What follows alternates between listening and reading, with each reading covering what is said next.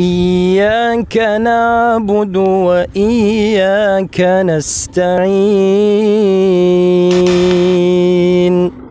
Assalamualaikum mga kaalab. Pang-shampoo na dapat nating iwasan sa pagbabasa natin ng Suratul Fatiha pag tayo ay nakarating sa salita na Iyyaka na'budu wa iyyaka nasta'in ay yung pagbanggit natin sa harf na ain, kung saan babanggitin ito natin ng Iyyaka na'budu wa iyyaka nasta'in, kung saan hindi siya umabot sa kanyang bahay o sa kanyang kinalalagyan. Ang pinakatama ay ilagay natin ang ain dito sa wasat al-halq, dito sa ating gitna ng ating mga lalamunan, sapagat diyan na mamahay o diyan ang makhraj, diyan nang gagaling ang harful ain, katulad ng Iyyaka na'budu wa iyyaka nasta'in.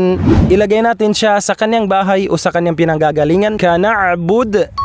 Kana'budu wa iyyaka nasta'in.